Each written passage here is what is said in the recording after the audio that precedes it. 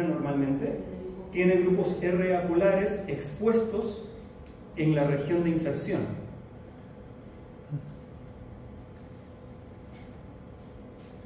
Pero una proteína que tiene sus grupos R apolares, pero que está en agua, más bien va a tender a adoptar una estructura en donde los grupos R apolares están en el interior y fuera del contacto, lo más posible fuera del contacto con el solvente acuoso.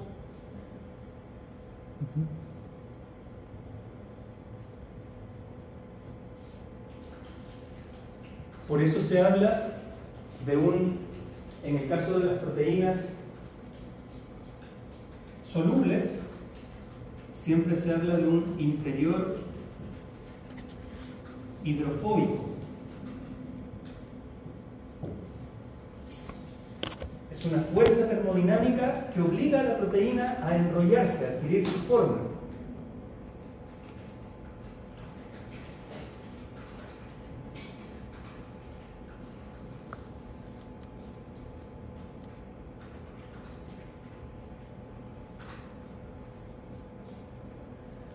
¿Cuál es la fuerza termodinámica? La interacción preferencial entre las moléculas de agua.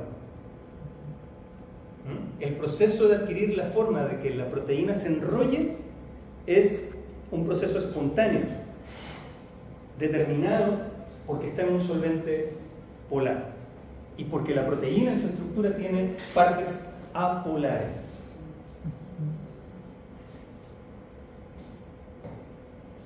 Ok. Entonces, cuando una proteína se enrolla, está obligada por su medio ambiente a enrollarse, a plegarse. Pero si yo, por ejemplo, si alguien me obliga a enrollarme, y yo me hago así, y me doblo, por ejemplo, este brazo, yo tengo el manguito rotador aquí, tengo un problema. Entonces yo solamente puedo llevarlo hasta acá nomás. Pero el otro me llega como hasta por acá.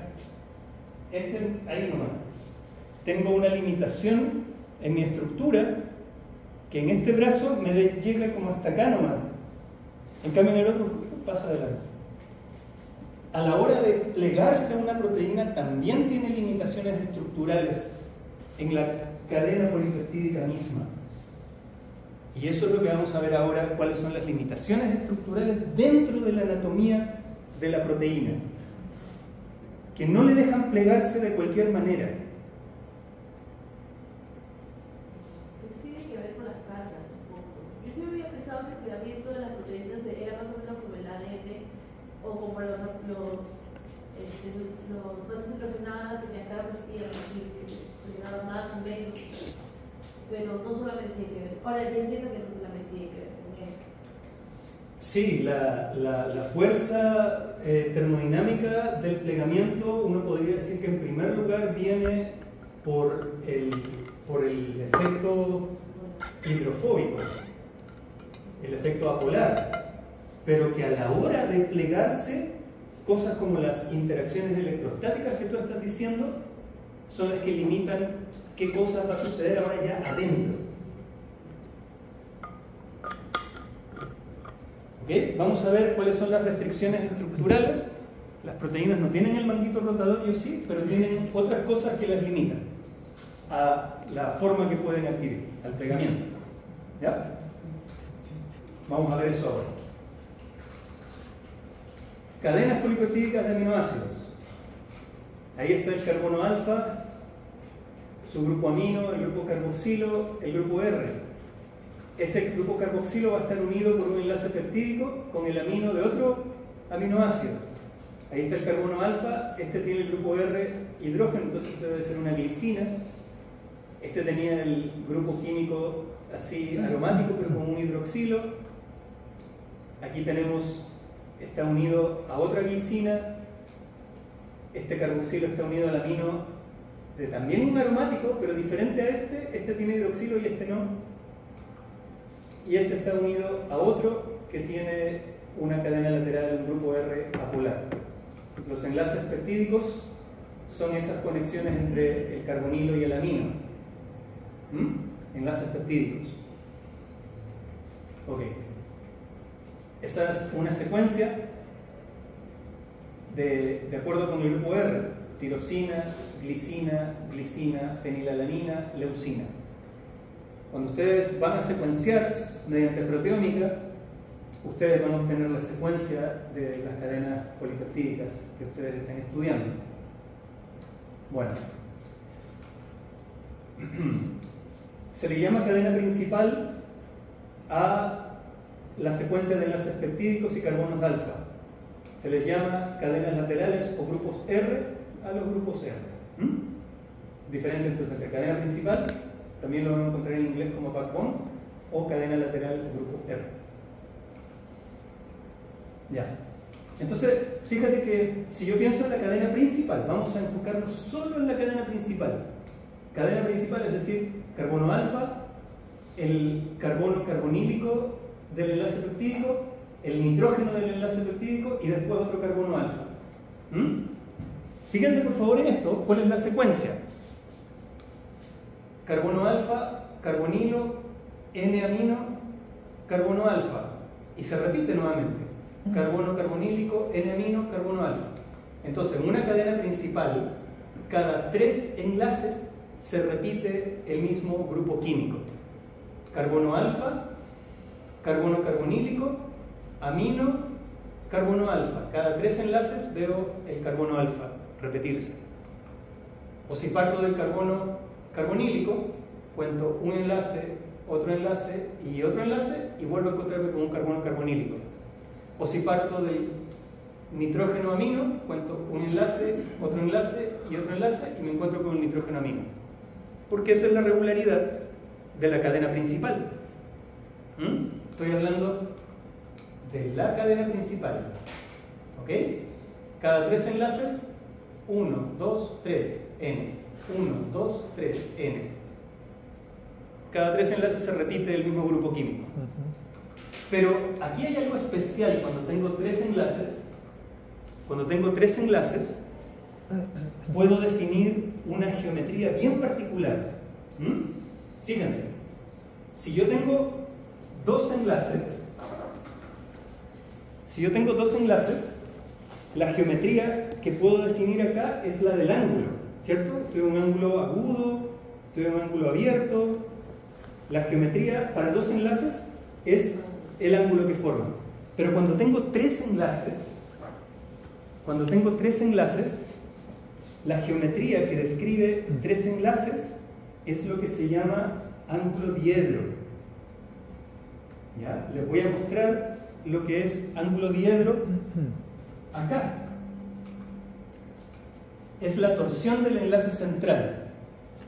Miren, la torsión del enlace de los 3 enlaces. El enlace central, si yo lo giro, por ejemplo, hacia un lado, me forma como un ángulo, pero a través del enlace central. Si lo tuerzo hacia el otro lado, me forma un ángulo en el sentido opuesto, pero un ángulo de acuerdo con la torsión del enlace central, que es lo que está mostrando la flechita ahí. ¿Cómo veo el ángulo diedro? Cuando yo miro desde el ladito, yo miro desde el enlace azul. El enlace azul, este, va a ser el que está delante de mi ojo, y que yo voy a estar mirando como primero en el frente. Yo miro este y puedo decir que está torcido hacia la derecha o torcido hacia la izquierda, torcido positivamente o torcido negativamente. Eso es lo que les está mostrando. Si uno ve desde el ángulo, desde el enlace de la izquierda, el azul, hacia el frente del ojo, uno ve la torsión positiva o negativa. Pero al girar esa cadena, ¿no gira también la azul? No, porque al girar este enlace, gira el azul con respecto del rojo.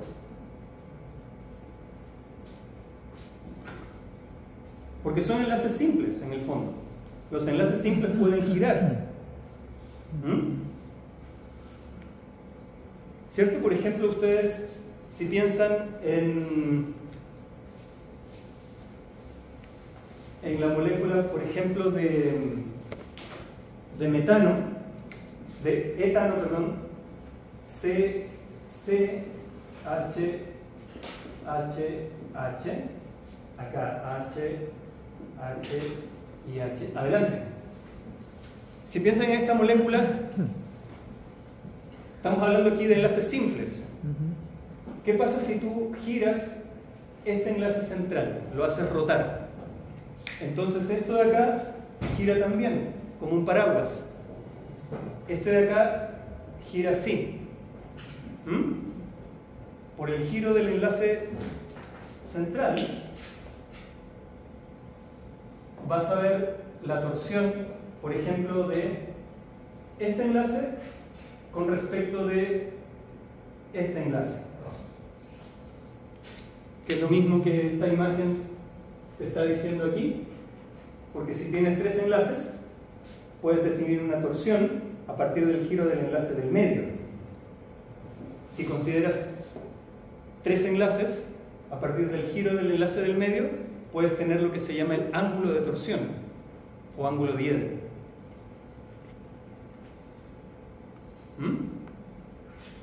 Esto le podríamos poner acá ángulo de torsión.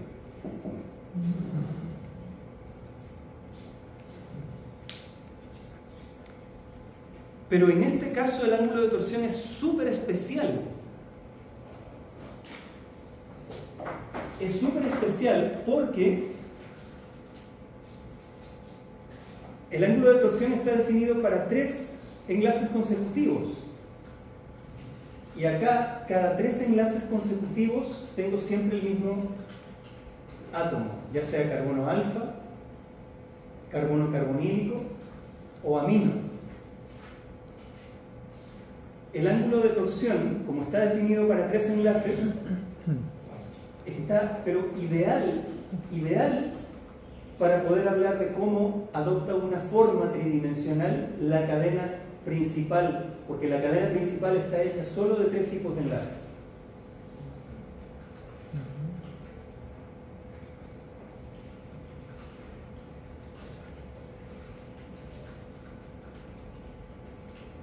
La cadena principal está hecha solo de tres tipos de enlaces.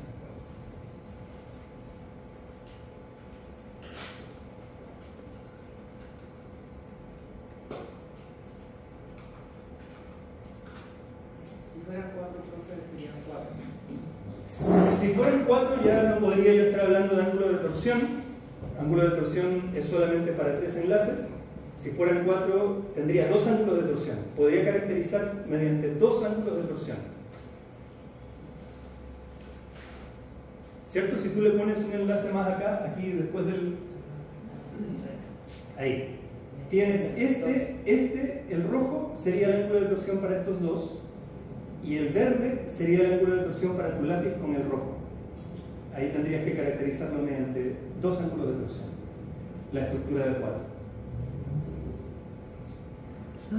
Pero en la cadena principal solamente tenemos tres tipos diferentes de ángulos.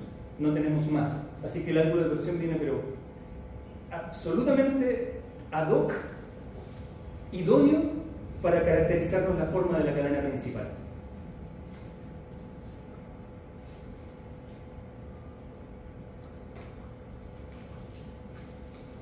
Mediante valores de ángulos de torsión.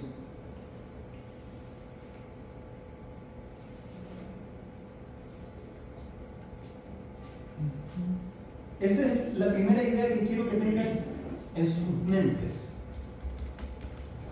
Es la primera idea que quiero que tengan en sus mentes, el ángulo de torsión.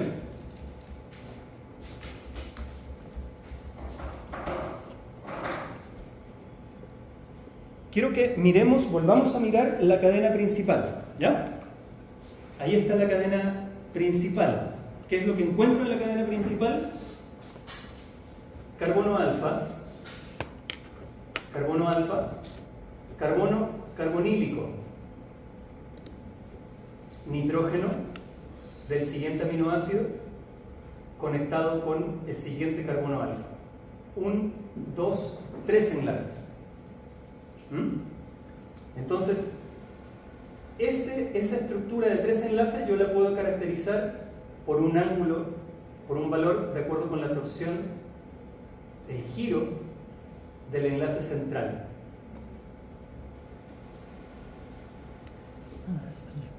Ahora, esto que tengo aquí entre medio, justamente este enlace es el enlace peptídico, porque es el que me está conectando el carbonilo con el amino. El enlace peptídico.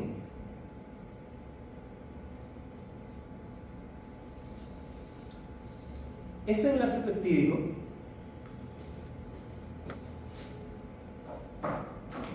es súper interesante porque tengo carbono alfa, carbonilo, NH, conectado con siguiente carbono alfa. Este enlace peptídico tiene una característica que de aquí en adelante siempre recuérdenla, y es que ese enlace, a pesar de que es un enlace simple, tiene una cierta resonancia, porque en la carga, este enlace, digamos, que está conectando el carbono con el oxígeno, puede migrar a la posición aquí con el oxígeno, porque él es electronegativo, y entonces el par electrónico no enlazante del nitrógeno migra hacia esta posición,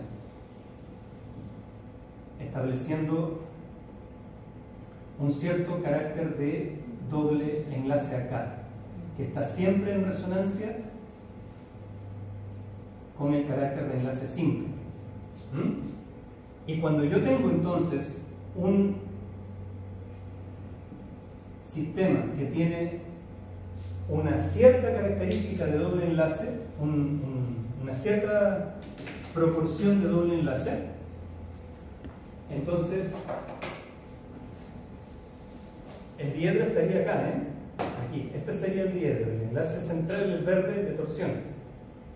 Cuando está como enlace simple, puede girar sin problemas, pero por parte de este carácter parcial de doble enlace, queda siempre fijo en esa posición, siempre fijo en esa posición, planar. Y cuando ustedes ven,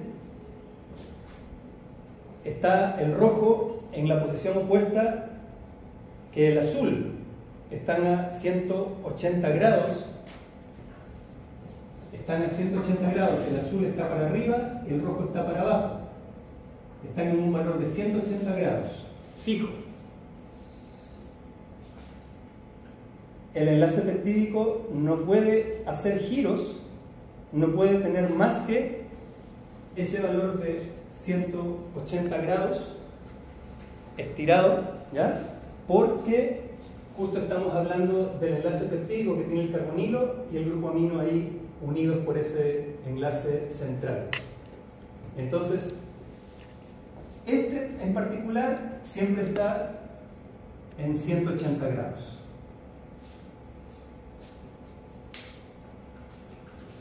Tiene el manguito rotador. No puede más que quedar fijo en esa posición de 180 grados por el carácter de doble enlace parcial del enlace peptídico. Por eso lo ven acá como en un plano, porque siempre está con el valor de 180 grados.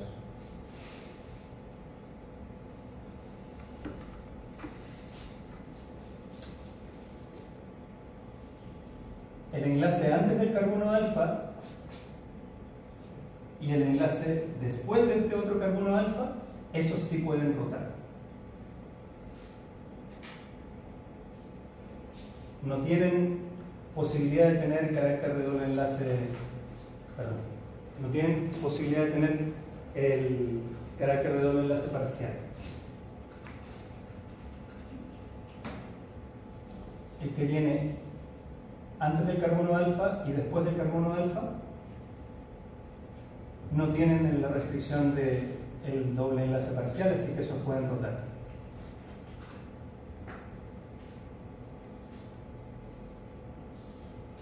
Pero el enlace peptídico. Entonces,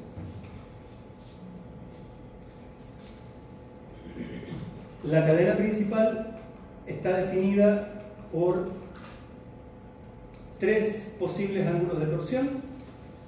El ángulo del enlace peptídico se le llama omega, siempre está fijo en 180 grados por este carácter de doble enlace parcial que tiene el enlace peptídico, la resonancia que les acabo de mostrar, y siempre está en esa posición planar.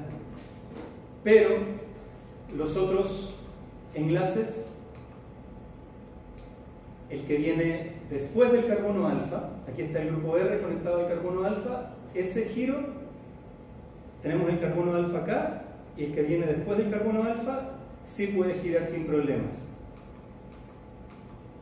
El enlace que viene, este es el carbono alfa, el enlace que viene antes del carbono alfa, ese sí puede girar sin problemas. ¿Ok? Entonces, yo no sé si lo han escuchado antes, pero el enlace que viene justo antes del carbono alfa se llama enlace phi, y el enlace que viene después del carbono alfa se llama enlace psi. Enlaces, torsiones phi y psi.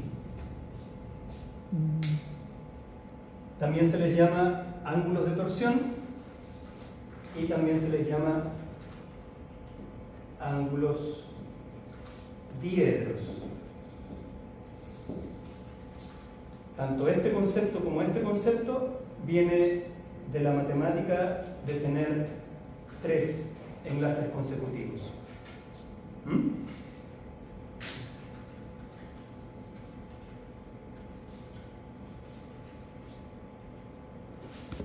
Entonces, un carbono alfa tiene una posibilidad de torsión del enlace anterior, que es el enlace phi, y del enlace posterior, que es el enlace psi. Se supone que podría girar en cualquier dirección, en cualquier ángulo.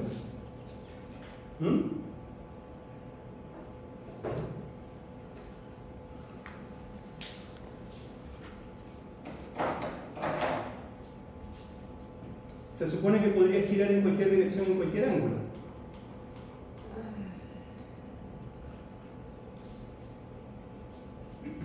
Pero puede girar, pero hasta cierto valor, porque llega un momento en el que hay grupos R tan grandes que se empiezan a topar con el carbonilo que está en el otro lado y se empiezan a interrumpir. Eso es lo que vio el señor Ramachandran hace mucho tiempo atrás, cuando caracterizó la forma de las proteínas. Fíjate que ahí él dijo, este es el enlace, la torsión phi, aquí la está dibujando como el símbolo phi. El carbono alfa, que sería este que está en rojito acá, el carbono alfa, y el siguiente enlace es el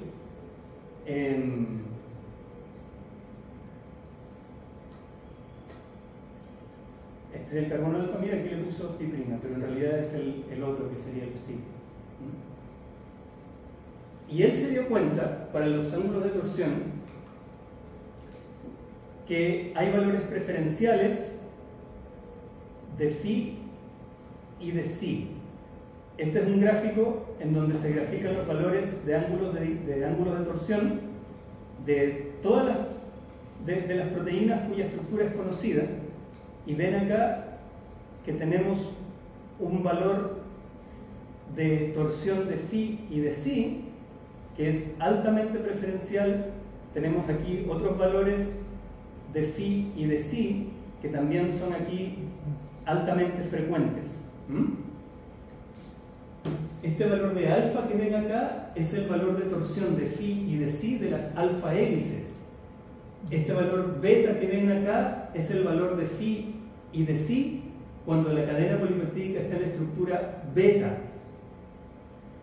de las hojas beta.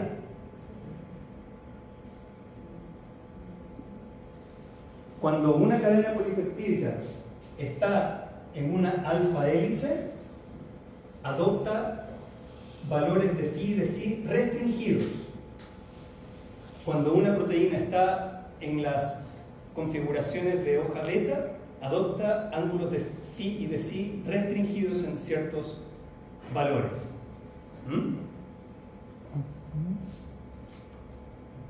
Tenemos ahí una cadena polipeptídica,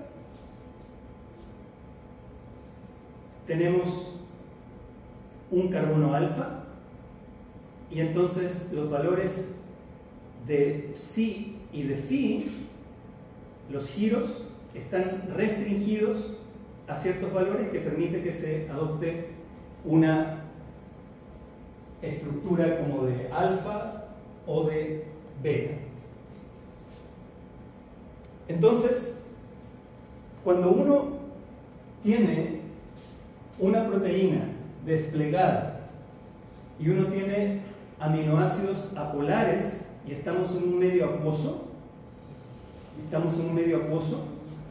el medio acuoso obliga a la proteína a plegarse, a adoptar una estructura enrollada, pero las limitaciones geométricas de su cadena principal la obligan a estar en dos tipos de configuraciones muy preferidas: las estructuras helicoidales como alfa o las estructuras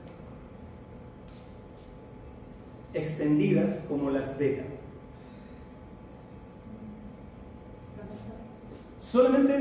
Solamente decirles como idea redondeada, el agua obliga a las proteínas a enrollarse, pero su cadena principal solamente admite un tipo de manera de doblar, dos tipos de manera de doblarse: las que le permitan formar estructuras helicoidales o las que le permiten formar estructuras estiradas, porque su cadena principal no le deja todo el tipo de movimiento posible.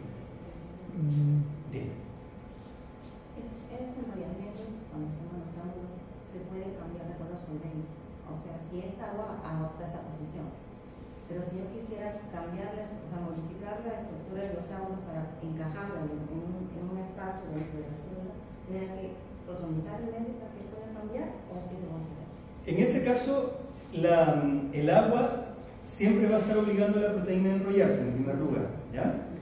Y entonces lo que estamos diciendo acá es que cuando se enrolla solamente puede adoptar su cadena principal, solamente está restringida a adoptar ciertas torsiones, que son las torsiones que le dan la forma helicoidal o estirada en las sábanas beta o en las alfa hélices, ¿ya? Si tú protonas, si tú modificas el ambiente,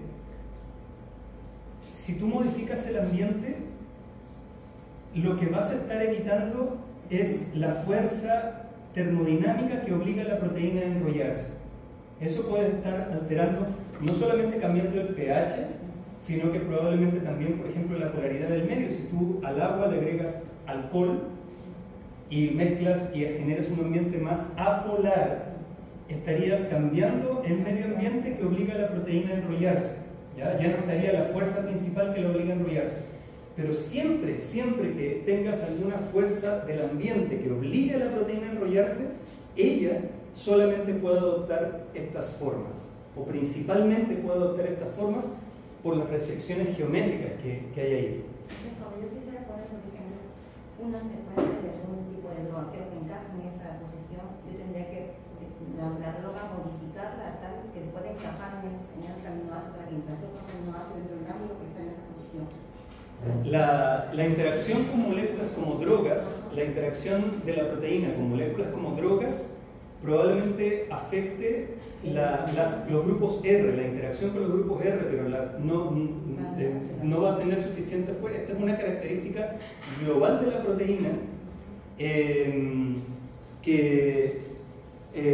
O sea, yo creo que sí es posible que alguna droga lo pueda hacer, pero tendría que ser algo que actúe de manera global en la estructura de la proteína, así como a nivel de la proteína entera, no solamente de un sitio de interacción. Las drogas interactúan en sitios específicos de la superficie de la proteína. Hay drogas que interactúan en un sitio específico de la droga, o sea, de la proteína.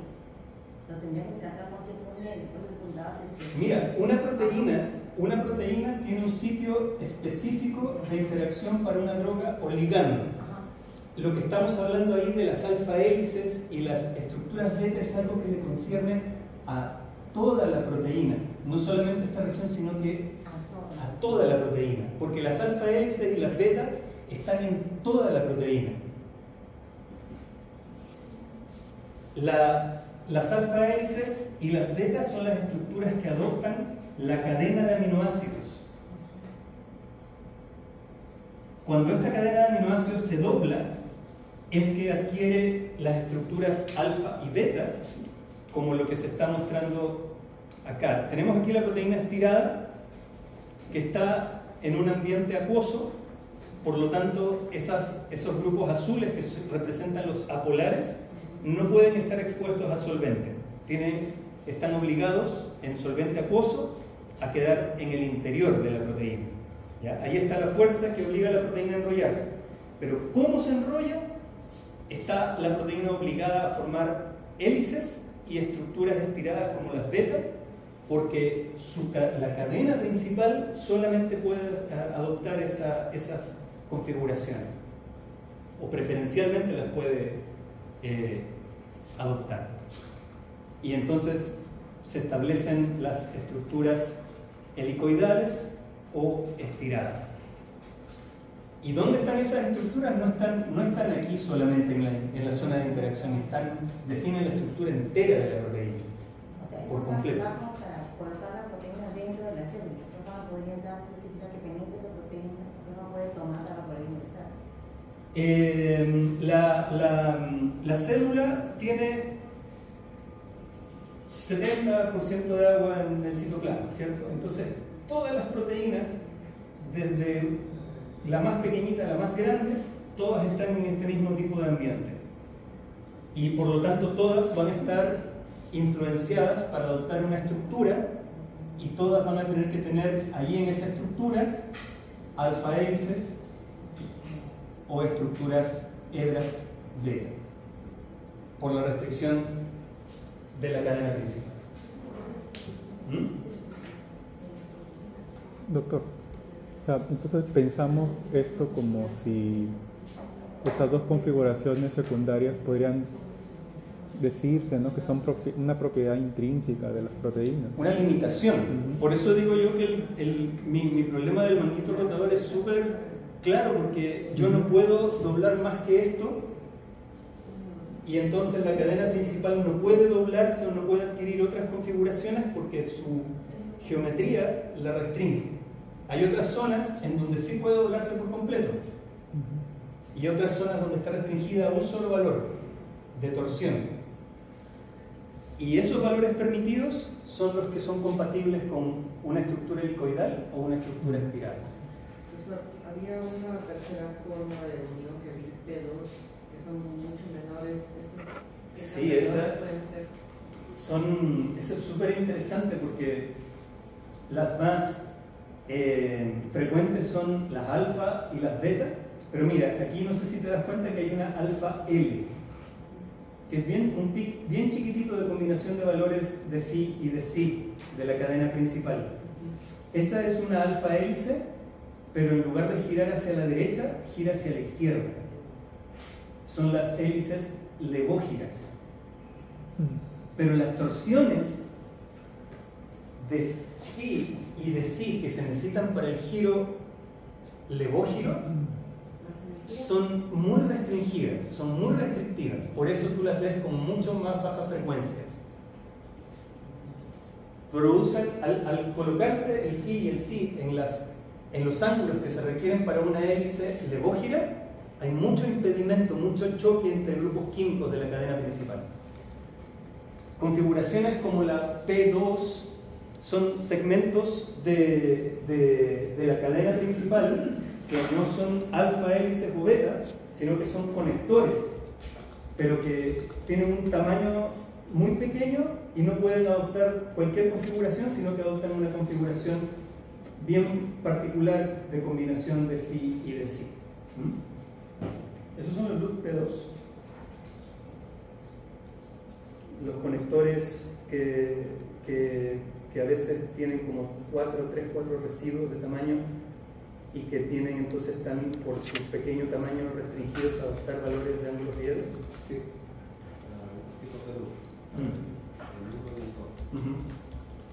Claro, pero los principales a los que hay que fijarse son las alfa hélices y las beta.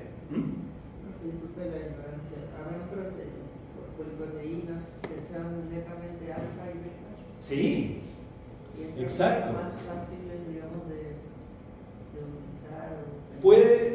La proteína puede adoptar preferencialmente estructura alfa o estructura beta, pero hay aquellas que solamente adoptan estructura alfa porque el adoptar cualquiera de esas dos estructuras tiene que ver con la cadena principal, pero de todas maneras la cadena lateral, el grupo R, va a estar influenciando la posibilidad de formar estructura. Aquí tenemos un grupo R.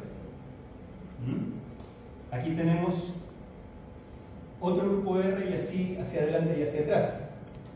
Entonces, ese grupo R va a estar influenciando si se adopta un phi o un psi de un valor determinado porque está ahí alrededor de los ángulos, está justo donde está el ángulo de diedro, entonces puede afectar.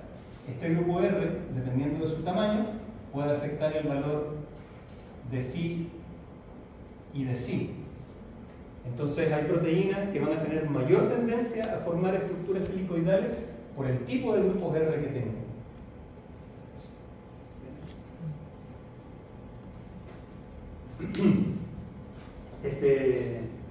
Vamos a hacer una